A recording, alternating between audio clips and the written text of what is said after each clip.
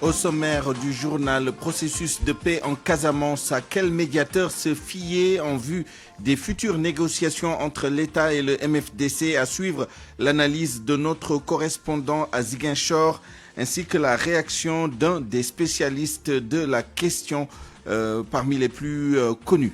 L'affaire des policiers radiés 34 ans après les événements, malgré la réhabilitation en cours, les stigmates restent vivaces. Ramadan 2021, démarrage en 2 temps, ce mardi pour les uns, demain mercredi pour les autres. Vous entendrez les explications dans chaque camp. Rebondissement dans le dossier de l'assassinat de Thomas Sankara, l'ex-président Blaise Compaoré mis en accusation par la justice burkinabé. Et puis Ramadan sous plus de 40 degrés Celsius, les jeûneurs de Tambacounda demandent une subvention de l'électricité. Covid-19 au Sénégal, les chiffres du jour, la campagne nationale de vaccination et notre focus du jour sur le passeport vaccinal. Point de vue à la fin de cette édition avec nos 2 intervenants du jour. Nous évoquerons la polémique grandissante autour du recrutement annoncé de 5000 enseignants le mois prochain. À la mise en onde de ce journal, Abdoulaye Diop.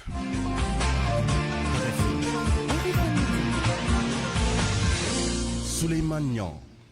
D'abord, un mot sur le massacre de Bofa Bayotte en Casamance. C'était en janvier 2019. Les 25 personnes arrêtées dans le cadre de l'enquête vont entamer une grève de la faim lundi prochain. C'est pour exiger l'ouverture d'un procès. Selon des informations de notre correspondant à Ziguinchor, les mises en cause détenues à la maison d'arrêt et de correction de Ziguinchor veulent aussi que le recours émis par leur avocat auprès de la Cour suprême soit vidé.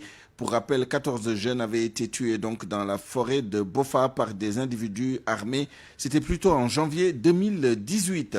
Casamance toujours, réunification des ailes politiques et militaires du MFDC. Une crise de leadership s'installe entre médiateurs dans un contexte où le processus de paix est à un tournant décisif en vue de futures négociations avec le gouvernement. La dernière rencontre qui s'est tenue à Praia sur l'initiative du Centre pour le dialogue humanitaire Henri Dinan pose sur la table les vrais rôles et motivations des uns et des autres dans le dossier. Il reste évident que la multiplicité des acteurs ne participe pas à faciliter la tâche de l'État qui a besoin d'avoir en face de lui une entité homogène pour mieux aborder les discussions. Une réflexion de notre correspondant à Ziguinchor, Lamine Ba. Le réveil brutal des organisations facilitatrices dans le rapprochement des ailes politiques et militaires du mouvement indépendantiste en perspective de futures négociations avec le gouvernement suscite moult interrogations. En l'espace de 15 jours, 2 rencontres se sont tenues à des lieux différents pour des acteurs différents avec un objectif commun. C'est d'abord à Cap Skirring que le collectif des organisations sous-régionales de la société civile en Casamance a soutenu avoir posé les jalons d'une réunification des ailes politiques du MFDC à l'issue de 2 jours de conclave. Hier, c'est le Centre pour le dialogue humanitaire qui, à travers un communiqué, informe qu'il a réuni autour d'une table l'État et une délégation du comité provisoire des ailes politiques et combattantes du MFDC à Praia les 8 et 9 avril. La plateforme des femmes pour la paix en Casamance, qui s'agite beaucoup ces derniers temps sur le terrain, bien que moins en contact avec les entités militaires du mouvement, veut à travers cette posture dire à qui veut l'entendre qu'elle ne compte pas se laisser chipper sa réputation d'organisation très engagée dans la paix en Casamance. Le groupe de réflexion pour la paix en Casamance, muet depuis son forum de Mongoun, devrait reprendre du service en fin de semaine selon nos informations. Il faut ajouter à ces acteurs déjà identifiés les initiatives souterraines de bons offices qui œuvrent dans le même sens. Ce qui semble être une liste de trop pour l'État qui gagnerait mieux à avoir en face une entité homogène pour mieux aborder les discussions. Il est clair qu'il faut accorder à tous ces acteurs une présomption de bonne foi, mais il importe de relever que les actions disparates peuvent alourdir la machine et ralentir sensiblement le processus vers des perspectives de négociation. Il est évident que la bataille pour le contrôle du leadership n'aidera pas à solutionner le problème, de sorte que les initiatives en vue de la mise en place d'un cadre consensuel qui regroupe tous ces acteurs sont à l'avance, presque vouées à l'échec. Lamine Ba, Ziguinchor, Radio Futur Média. Le journaliste Ibrahima Gassama, spécialiste de la crise casamançaise, salue cette initiative, mais il relève un problème de leadership au sein du comité provisoire. Écoutons Ibrahima Gassama, il a été joint tout à l'heure par El Hadj Ndiogou Diène.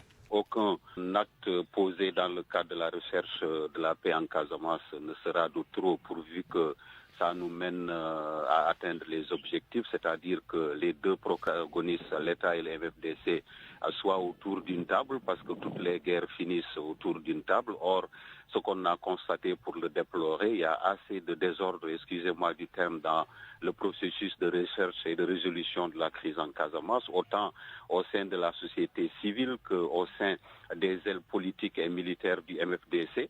Donc il faudrait trouver les moyens de parler un seul langage si on veut réellement que l'État ait un interlocuteur avec lequel il va discuter. Or, le schéma actuel est que Salif Sadio a entamé des négociations depuis 2013 avec l'État du Sénégal. Les autres partis veulent être associés mais posent des conditions qui sont difficiles à être remplies. Donc, il faut formaliser tout cela. C'est vrai, quelque chose s'est tenu à Praia, mais au même moment, ici à Ziguinchor, une autre partie de ce comité provisoire a rencontré la société civile. Justement, quel crédit donner à ce comité provisoire qui prétend parler au nom du MFDC, le mouvement des forces démocratiques de la Casamance? Oui, je pense que le comité provisoire, il faut oser le dire, souffre d'abord de son image qu'il doit restaurer, autant au sein des ailes combattantes même du MFDC qui lui aurait donné ce mandat de parler en leur nom. Or, ce qu'on a constaté, dès que ce comité a été mis sur pied, tout de suite, il y a une bataille de leadership pour voir qui va diriger qui. RFM, la radio de toute l'actualité. C'était les 13 et 14 avril 1987. Des manifestations de policiers suite à la condamnation de 6 de leurs collègues pour l'amélioration de leurs conditions de vie et de travail. Vous vous rappelez, plus de 6200 policiers avaient été radiés de la fonction publique après l'intervention également de la gendarmerie lors du deuxième jour de manifestation. Depuis lors, l'État tente de réhabiliter ces policiers radiés dont une bonne partie avait été réintégrée dans la police municipale. Malgré cela, les stigmates restent très vivaces dans les esprits. Mohamed Ali Mouba. Ça fait 34 ans que son papa a été radié de la police. Mais Madanessi s'en rappelle comme si c'était hier. Mon papa qui avait servi plus de 25 ans la nation sénégalaise, il se retrouvait radié comme un malpropre. Donc il était accidenté en service commandé et il a été radié sur son lit d'hôpital. Et je n'oublierai jamais ces moments-là. À l'époque, élève en classe de terminale, Madani a vu son père souffrir dans sa chair, digne, stoïque, mais loin des siens.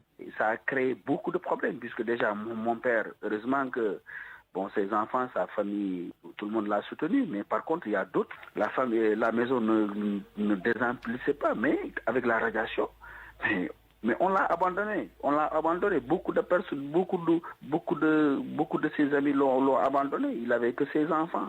Mon papa, lui, il m'appelle camarade de souffrance. Commissaire Sadio, lui aussi a vécu. Commissaire Sadio, lui, a vécu les événements directement. À l'époque, il était commissaire de Tivaouane. Il y a eu quelqu'un qui est décédé dans les locaux, c'est pas les locaux de la police, mais qui a fait l'objet d'une enquête au niveau de la police, qui a été déférée au niveau du parquet, et au niveau du pavillon spécial qui est décédé. Donc il y a eu ensuite un procès policier qui ont été impliqués. À la suite de ces condamnations, certains policiers, il faut préciser que c'était une très infime minorité, ont cru bon effectivement descendre dans la rue pour manifester leur désapprobation. Commissaire Sadio, lui a vécu cela comme une humiliation. Le jour du vote, à l'Assemblée nationale, les députés du Parti démocratique sénégalais qui représentaient l'opposition avaient bougé. Et ils ont tout fait pour qu'effectivement cette loi ne soit pas votée, mais avec la majorité mécanique l'on connaît et qui prévaut jusqu'à présent d'ailleurs, effectivement, les députés socialistes ont voté cette loi de réalisation. Pour rappel, le 14 avril 1987, plus de 6000 policiers, tous grades confondus de la police, ont été radiés de la police suite à des manifestations. Ces policiers soutenaient des camarades condamnés par la justice pour torture. Mais en 1993, plus de 4000 ont été réintégrés mais reversés dans la police municipale. Beaucoup d'efforts ont été faits par Abdoulaye Wade, mais c'est Macky Sall qui aura réussi le tour de force en reversant tout le personnel résiduel qui n'était pas parti à la retraite dans la police nationale. Il a réussi aussi à leur donner une pension de retraite. 12h10. Parlons du Ramadan 2021. Une partie des musulmans au Sénégal ont entamé le jeûne. D'autres, par contre, attendent le mercredi pour démarrer. C'est parce qu'ils disent se référer à la Commission nationale d'observation du croissant lunaire. Le temps aussi pour certains de consommer leur dernier repas de midi, le fameux tchéboudienne. Cependant, ceux qui ont commencé aujourd'hui disent être en parfaite adéquation avec la charia. Nafisa Toussila, reportage. C'est une demi-baguette de pain bien rembourrée que Baye Sidi Lo a à la main. Tout joyeux de bien le consommer, vous l'aurez compris, Baye Sidi n'a pas encore débuté le ramadan. Il attend demain. Il dit se fier à la Commission nationale d'observation du croissant lunaire. Hier, j'ai suivi la commission. Ils ont dit qu'ils n'ont pas aperçu la lune. Environ de 23 heures que j'ai entendu dire qu'il y a une autre commission qui a dit qu'ils vont débuter le ramadan aujourd'hui. Et c'est pour cela, comme j'ai aperçu tard, c'est la part du prophète Mohammed sallallahu alayhi wa sallam qui dit que la divergence entre les musulmans, c'est la clémence de Dieu. C'est pour cela, parfois, chacun fait ce qu'il croit que c'est bon. Mais en attendant, il a son programme. Comme c'est demain le ramadan, aujourd'hui c'est le dernier petit déj du mois. On va profiter pour doubler les repas pour avoir plus de force pour commencer demain le ramadan. Mamadou Ndour aussi est dans la même mouvance que Baye Sidi. S'il ne voit pas de lune, il ne jeûne pas. Non, la commission n'a rien vu. Pourquoi jeûner? Et puis, moi-même, je ne l'ai pas vu. L'essentiel, c'est de compléter le mois de Shahaban. Et là, c'est évident, il faut jeûner. Contrairement à Mamadou Ndour, M. Diaby a démarré aujourd'hui même le ramadan. Il a ses raisons. Hier, nous étions à 29 jours. Il y a des Sénégalais qui ont vu la lune au Sénégal. Moi, je me dis que quand la lune apparaît, peu importe qui me le dit, l'essentiel que je jeûne. C'est ça, la charia. Si au 29e jour, vous cherchez la lune, si vous ne la voyez pas, vous complétez. Les gens ont cherché la lune, ils l'ont aperçue à Vélingara et même à Thiès, la lune a été aperçue. Et vous fiez à ça? Largement. Et aussi, voilà, la Gambie qui est là à côté, qui est à l'intérieur du Sénégal, a jeûné. Le Mali, les voisins, ils jeûnent. Donc pourquoi ne pas jeûner? Dans tous les cas, ces fidèles musulmans espèrent jeûner en paix et que toutes les prières soient exaucées, mais surtout éviter de telles divergences pour la Korité. Certains doivent jeûner sous plus de 40 degrés Celsius. Ces populations demandent une subvention du coût de l'électricité. Le prix de l'électricité jugé trop élevé à Tambacounda, par exemple. Les factures très salées qui se justifient par la canicule qui sévit dans la capitale orientale. Moussa Omar Gueye.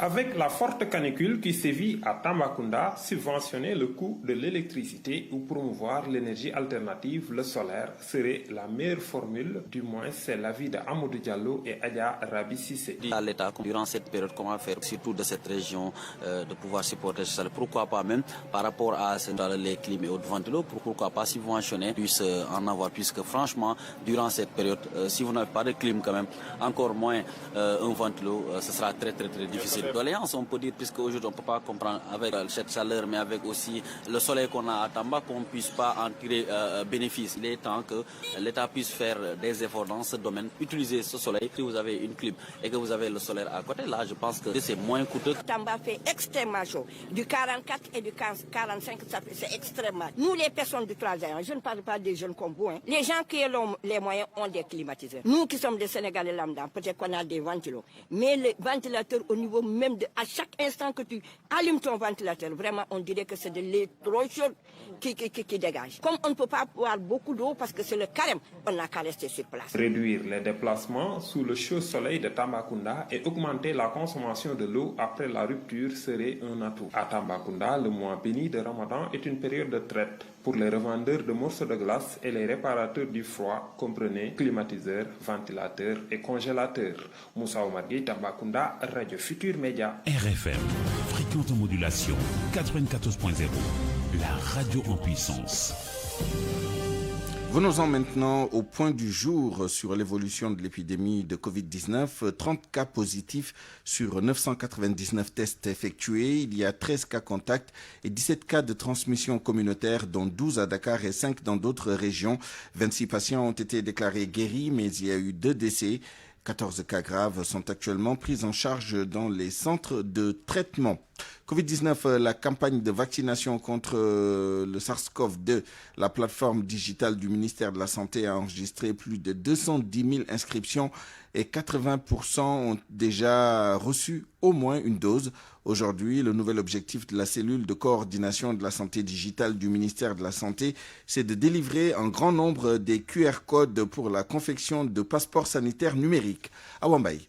La plateforme numérique de vaccination anti-Covid-19 se concentre actuellement sur le formulaire d'administration du vaccin. Ces informations permettent d'établir un QR code utile pour la confection de documents numériques, QR code utile pour la confection d'un document digital, par exemple, dans le cadre de la production de passeports numériques sanitaires dans ce contexte de Covid-19, explique le docteur Ibrahima Khalilouladia, le coordonnateur de la cellule de santé digitale au ministère de la Santé et de l'Action sociale.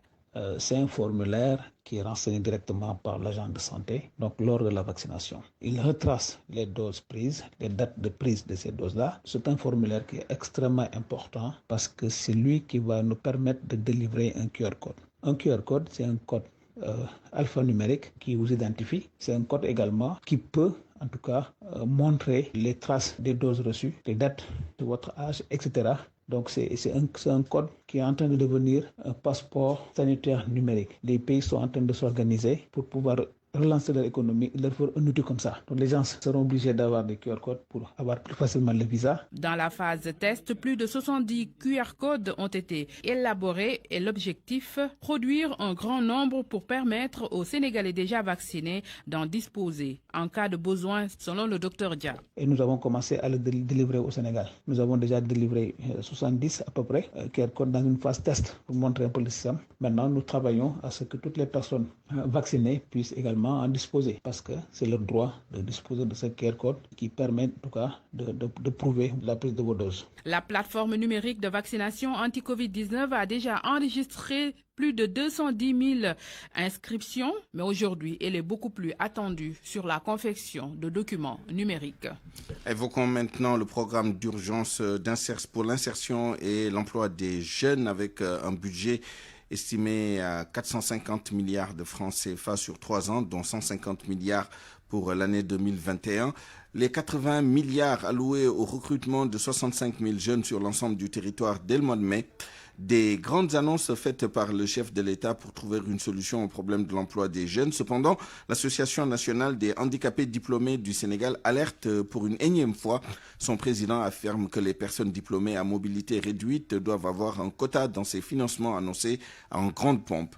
Mbaye Ndiaye est au micro d'Amadou Sabarba. Nous lançons un appel solennel au président de la République avec l'enveloppe de 450 milliards pour le financement et l'emploi des jeunes. Et parmi les jeunes, il y a des jeunes en situation de handicap. Et parmi les jeunes en situation de handicap, il y a des jeunes qui sont diplômés. Et ces jeunes diplômés ont des projets et d'autres, s'ils n'ont même pas de projets, si on les finance, ils peuvent réaliser des projets. Concernant le financement, on ne doit pas les oublier. Et l'insertion professionnelle avec les 65 000 emplois, donc on doit les donner leur maximum de sens.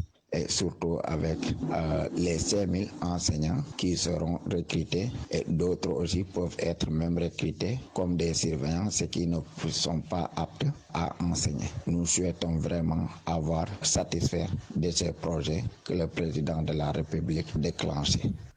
À Fatick, l'inquiétude des étudiants de l'université du Sine Saloum. Beaucoup de nouveaux bacheliers n'ont pas de logement car le prix de la location a subitement connu une hausse dans la ville.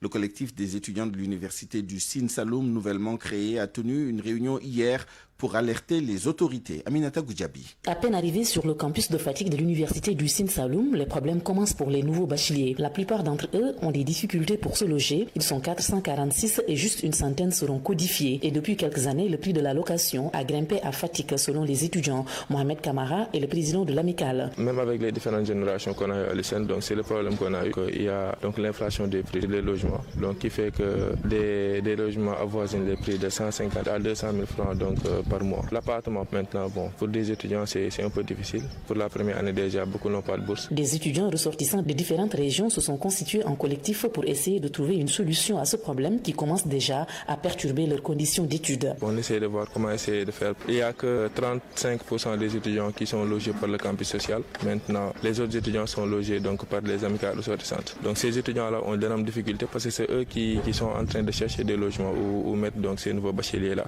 Le collectif a tenu sa sa première réunion hier pour alerter. Par le passé, ce problème du logement à Fatick a poussé des étudiants à abandonner tout bonnement les cours. Ahmed Bao, président de la commission sociale de l'amicale. Les étudiants qui se découragent maintenant par rapport aux conditions, non, nous ne voulons pas que cela se répète. Raison pour laquelle on est là, pour parler aux autorités de la ville de Fatick de nous venir en aide. On a vu qu'à Fatick, les maisons sont trop chères. Les étudiants seront dans l'impossibilité de payer. Dans le compte rendu de leur rencontre de ce lundi, les étudiants ont évoqué bien d'autres problèmes qui les empêchent, selon eux, d'étudier dans des conditions correctes. Aminata Goudiaby, Fatick RFM. Un mot de politique avant de refermer cette page nationale avec ces nouvelles nominations notées au parti Réumi hier. Le président du Conseil économique, social et environnemental, Idrissa Seck, est en train de procéder à la réorganisation et à la restructuration de son parti. Une chose logique que soulignent des analystes politiques, surtout dans la perspective de la présidentielle de 2024. Binta Diallo. Le parti Réumi a été sevré de ses grands responsables. Beaucoup ont quitté par frustration. Ceux qui sont restés ont été promus à des postes de responsabilité et pour Patembot, la restructuration rentre dans l'ordre normal du fonctionnement des partis politiques. Ça donne une vitalité au groupe, ça donne une animation au groupe, ça donne aussi une lecture assez claire pour ceux qui partent comme pour ceux qui restent et surtout pour ceux qui sont en face, que nous avons assez de ressources pour pouvoir pourvoir tous les postes. Ceci n'est pas une armée pour des batailles futures, c'est se conformer au code sur les associations, qu'un bureau, ça se complète et que ce bureau regorge assez d'éléments qui sont interchangeables. Pour Babacar Dione, journaliste consultant, Idrissa Seck est un adepte du changement. Et c'est le constat qui se fait au sein du parti Réumi. C'est ce qu'on a constaté avec Omar Sarr, on se rappelle d'Omar Sarr. Même si Omar Gueye et Pape Diouf, ils sont partis d'eux-mêmes, mais beaucoup de responsables, donc souvent, ont été évincés par Idrissa Seck et remplacés par d'autres responsables. Ça, c'est la tendance de Idrissa Seck. Maintenant, le contexte également a changé, parce que Idrissa Seck maintenant est dans le gouvernement, hein.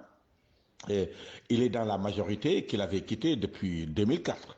Donc cela veut dire que il a maintenant des responsables qui sont devenus ministres et d'autres également sont partis. Hein. Je crois qu'il y a beaucoup de cadres qui ont suivi Déthié Fall. Donc c'est tout à fait normal par rapport au contexte, parce que maintenant il est dans la majorité, il dispose de plus de moyens, pour mener à bien ses activités politiques. Le parti Réumi a connu beaucoup de soubresauts, un parti politique devenu allié du président Macky Sall. RFM. L'actualité internationale. Le journal Inter avec vous, Georges Déthié Diop, bonjour. Bonjour Souleymane Niang. Rebondissement dans l'affaire Thomas Sankara, l'ex-président Blaise Compaoré mis en accusation. Le tribunal militaire a pris cette décision ce mardi. Blaise Compaoré mis en accusation pour attentat à la sûreté de l'État, complicité d'assassinat et recel de cadavres. Le général Gilbert Diendéré, lui, est poursuivi pour complicité d'assassinat, recel de cadavres, attentat à la sûreté de l'État. Au total, 14 personnes doivent comparaître devant le tribunal dans ce dossier. Une décision du tribunal militaire que salue maître Guy Hervé Kam, avocat des co-victimes de Sankara. Il espère que Blaise Compaoré aura le courage d'assister au procès. Nous l'avons joint à Abidjan. Justice pourra enfin être rendue aux familles des victimes. Nous espérons tout simplement qu'à l'occasion de ces audiences, ceux qui ont commis les faits auront le courage d'affronter le peuple à travers sa justice. Il y a suffisamment d'éléments dans le dossier qui permettront à tout tribunal saisi de dire le droit, de dire la justice et au peuple de savoir effectivement ce qui s'est passé.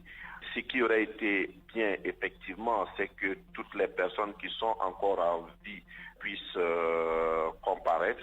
Mais bon, je pense que aujourd'hui, le plus important, en fait, pour les familles des victimes, c'est d'avoir la vérité. Plus clairement, vous voulez la comparution de l'ex-président Blaise Compaoré? Il est donc l'acteur principal de cette affaire. Il sera jugé pour attentat à la sûreté de l'État, complicité d'assassinat, pour complicité de recel de cadavres. Je pense qu'en tant qu'acteur clé, en tant que en réalité l'ordonnateur de tous ces événements, même s'il y avait donc des gens derrière qui l'ont suscité hésité à faire ça. Sa présence aurait été nécessaire pour tourner la page, mais Blaise Compaoré nous a montré à plus d'une occasion qu'il n'est pas homme à assumer ses charges, ses responsabilités, et peut-être que le jour du procès, il serait encore en train de dormir. Et cette information RFI, la mort du président en exercice de la coordination des mouvements de l'Azawad, Sidi Brahim Ould Sidati, a été assassiné ce matin à son domicile. Au Mali. En Angola, un ancien ministre envoyé en prison pour blanchiment et détournement de fonds publics. L'ancien ministre de la Communication, Manuel Rabelais, a été condamné à 14 ans de prison. Il devient le deuxième membre du précédent gouvernement à se retrouver derrière les barreaux. Manuel Rabelais est reconnu coupable d'avoir détourné plus de 116 millions de dollars via une société de marketing entre 2016 et 2017. La défense a interjeté appel. L'élection présidentielle de dimanche dernier au Tchad, des observateurs font état de quelques irrégularités. Des irrégularités qui ne sont tout de même pas de nature à entacher la crédibilité du scrutin. Voyons tout cela avec Mama Soukan. La coordination des associations de la société civile et de défense des droits de l'homme, une organisation qui a observé la présidentielle, constate des irrégularités. Mais elles ne sont pas de nature à discréditer le scrutin du 11 avril. Le coordonnateur de l'ONG nationale, Mahamad Djigadjimbaï, note l'absence des délégués de certains partis politiques dans les bureaux de vote qu'ils ont visités, la non prise en compte des réclamations de certains électeurs relatifs aux affiches de liste. Les observateurs de la communauté des États sahélo-sahariens, les plus nombreux, conseillent aux partis politiques tchadiens de former leurs militants. Je cite, « Très souvent, ce sont des bons militants, mais ils n'ont toujours pas les bons réflexes. Ils sont quelquefois dissipés puisque le scrutin dure 11 jours quand même. Dans la journée, il est important qu'ils soient extrêmement attentifs. » Fin de citation, explique Souleymou Boubey Mega, le chef de mission de la CNCAD. La Somalie, pour boucler, la Chambre basse du Parlement a voté hier la prolongation de 2 ans du mandat du président Mohamed Abdoulaye Farmajo. 149 parlementaires ont soutenu la proposition. La résolution ordonne également à la commission électorale d'organiser de nouvelles élections dans moins de 2 ans. Selon la loi du pays, la proposition doit être votée par la Chambre haute du Parlement. Merci Georges Détié Diop, il est 12h27. Parole aux auditeurs. L'actualité, qu'en pensez-vous? Moi, je pense que vous devrez. Réagissez dans nos éditions d'information sur l'actualité. Bonjour. Du lundi au vendredi, vous avez la parole sur RFM. Point de vue dans une dizaine de minutes avec nos deux intervenants du jour. Nous évoquerons la polémique grandissante autour du recrutement annoncé de 5000 enseignants le mois prochain. Nous serons avec M. Serine Saïbou Badian, directeur des ressources humaines au ministère de l'Éducation nationale, et avec M. Saourou Sen, secrétaire général du SAEMS, membre du G7. RFM Sport. Pour l'actualité des sports, bonjour et bienvenue à vous, Malal Junior Diagne. Merci, bonjour à vous, Souleymane. Nous commençons avec la lutte avec frappe. Le ministre des Sports veut mettre fin à la violence à l'arène nationale. Pour ce faire, il a convoqué les membres du comité national de gestion. La rencontre a lieu en ce moment même au ministère des Sports. Le ministre Mataba veut demander à ses responsables de tout mettre en œuvre pour stopper la vague de violence notée à l'arène nationale. Pour rappel, le week-end dernier, des jeunes supporters avaient saccagé les sièges sur lesquels ils étaient assis pour suivre ces combats, des actes de violence dénoncés par le ministre des Sports. Notre reporter reviendra sur cette rencontre dans nos prochaines éditions. Ligue des champions joue la phase retour des quarts de finale ce soir. Ce soir à 19h avec cette affiche attendue, le Paris Saint-Germain qui reçoit l'équipe du Bayern de Munich à l'aller. C'était mercredi dernier. Les Bavarois avaient perdu sur leur terre devant les Parisiens sur le score de 3-2 avec un doublé de Kylian Mbappé. L'autre rencontre va opposer Chelsea à Porto, mais pour notre consultant Momar Thioune, ancien international et ancien coach de l'équipe nationale, l'équipe bavaroise va s'exposer en voulant coûte que coûte revenir au score. Momar Thioune que nous écoutons. nous allons aller vers un match extrêmement tactique. Paris a fait une manche retour contre Barcelone extrêmement difficile. N'eût été le penalty raté par Messi, je pense qu'il y aurait eu une autre tenue dans cette rencontre. Il va falloir donc maintenant faire attention, s'appliquer, respecter le Bayern, mais faire son jeu parce que Paris a les moyens de porter la dragée entre le Bayern. C'est difficile de faire un pronostic dans ce match-là. Pourquoi? Parce que Lewandowski n'étant pas là, je pense que l'entraîneur du Bayern aura tout simplement deux flèches. Leroy Sané et Kingsley Coman. Et derrière, il y aura Kimmich, dont on connaît la légendaire forme au niveau du milieu de terrain. Je pense donc que cette triplette-là est à surveiller pour Paris. Mais je pense que si Paredes, Gana Gueye se voit vraiment dans un miroir en train de porter la dragée haute, le match risque de se dérouler au niveau du milieu de terrain. Chaque équipe a des fers de lance et c'est au niveau du milieu de terrain que le jeu va se dérouler. Paris peut passer. Paris peut passer parce que si le Bayern se jette à corps perdu, ils vont laisser des espaces derrière. Et quand on a Mbappé, Neymar et Di Maria dans l'attaque de Paris, attention, toutes les situations de transition qui vont permettre à Paris d'aller très vite vont faire que Mbappé va aller également très vite. Et ce n'est pas le genre de joueur à prendre avec des pincettes. Il est en grande forme. C'est peut-être le futur Ballon d'Or, mais également Neymar. Je pense que cette attaque de Paris, s'il y a des espaces derrière, ils sont capables au moins de marquer un but. Match à suivre en direct sur RFM à partir de 19h. Pétanque, les boulistes veulent promouvoir la discipline dans la banlieue. Les amateurs se sont regroupés au sein d'une équipe appelée Wakhinane Pétanque Club. C'est pour donc d'abord jouer à la pétanque, mais aussi pousser les autres à venir découvrir ce sport. Omar Mbaou s'y est essayé. Reportage. Quelque part à Wakhinane Nimzat, des passionnés s'adonnent à un jeu très rare. Pétanque. Des inconditionnels de la pétanque qui sont prêts à tout pour s'offrir des parties de plaisir, nous dit Moussa Ndiaye, chargé de communication de l'ASC Wakhinane Pétanque Club. Participation symbolique de 1000 francs et une cotisation mensuelle de 200 francs. Avec ces 1000 francs-là, on achète des boules. Aussi, pour le petit déroulement des activités, en fait, c'est sûr qu'on le fait. Moussa Ndiaye et compagnie ont une équipe rivale dans la localité, mais l'adversaire a perdu son terrain de jeu. Les travaux du BRT sont passés par là. Au niveau de Guédiawaye, il y a deux clubs. Guédiawaye Pétanque qui a démarré bien avant nous et Wakhinane Pétanque Club, notre club. Mais aujourd'hui, sur les travaux du BRT là, vous voyez le boulodrome de Guédiawaye Pétanque, le BRT à part, c'est là-bas. Donc, par défaut, ils n'ont plus de terrain. Ils sont venus pour nous rejoindre ici, pour qu'on forme un seul club pour tout Guédiawaye. Okay. Une passion qui n'est pas encore formalisée. La fédération, toujours on fait des appels à eux, mais tout ce qu'ils nous disent, formalisez ce que vous faites. Si ce n'est pas formalisé, c'est du boulot amateur. Donc on est en phase de préparation pour une assemblée générale. Les membres de Wakhinane Pétanque Club rêvent plus grand. Cependant, ils demandent à la Fédération sénégalaise de sport boule de les aider à vivre de leur passion. RFM Wakhinane Nimzat, Omar Mbow. On va créer un club de pétanque ici à RFM pour voir les plus adroits. Je prendrai ma carte. Merci beaucoup, Malal Junior Diagne, et très bon ramadan à vous. Allez, merci. La presse de ce mardi 13 avril 2021 passée en revue par Mohamed Ali Mouba.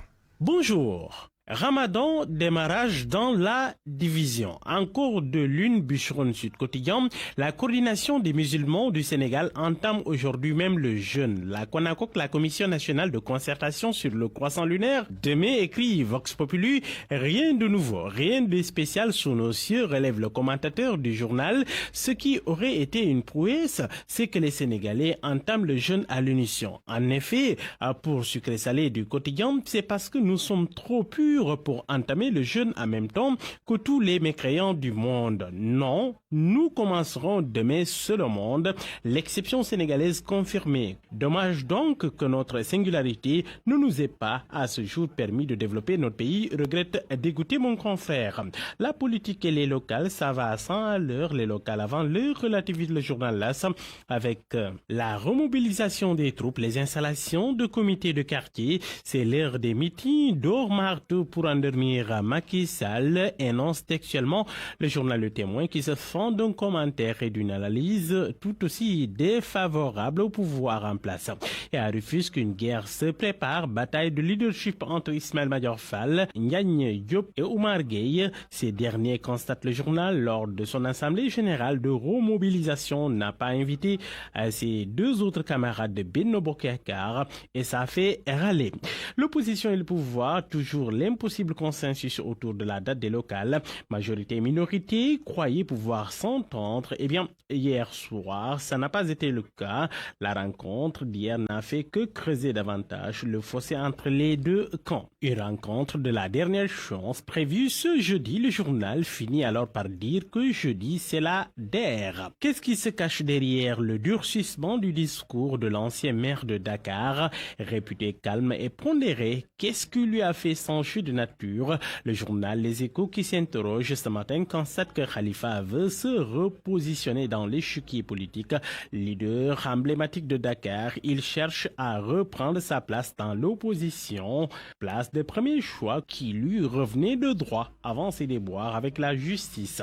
Sud Quotidien en profite pour s'intéresser à l'opposition, les défis de l'unification du camp anti-Macky Sall. Le journal constate que ça ne va pas être facile, la bataille d'ego notamment. Les nouvelles du marché des denrées alimentaires en ce mois de Ramadan. Le journal Vox Populi, qui se colle au sujet, constate que beaucoup de prix sont en baisse. Le prix des légumes notamment, beaucoup de légumes à gogo à la portée de toutes les bourses. Mais le poisson et la viande sont intouchables, prix en hausse. À la une du journal Le Quotidien, l'emploi des jeunes, recrutement de 5000 enseignants, l'équation du profil, le syndicat Science pour un recrutement de qualité. La COSIDEP, elle, veut accorder la priorité aux diplômés. Dans le journal Enquête, en vérité, au sujet de l'emploi des jeunes avec le professeur Kassé, le journal nous donne la recette Kassé Formula. Il commence par demander aux autorités de faire de l'autocritique, évaluer ce qui a été déjà fait jusque-là avant d'entreprendre quelque chose de nouveau. Ligue des champions, quart de finale retour, Chelsea favori contre Porto, Bichron Sud Quotidien, le Bayern en bête blessée à Paris. Le journal Record se demande au sujet de Paris Saint-Germain et du Bayern s'il s'agira d'une revanche. Le journal Record se demande si Paris va parachever la revanche ou s'il y aura remontada. Lutte avec frappe, Sunulamb, Modlo met en garde Ama Baldé. Il dit: c'est mon combat, je veux la victoire plus que quiconque. Dans le journal Les Échos, des sanctions, c'est au sujet des actes de vandalisme à l'Arène nationale. Les lutteurs suspendus selon le journal, le reliquat confisqué aussi. Le CNG n'exclut pas de porter plainte devant le procureur de la République. Bon les toi tous.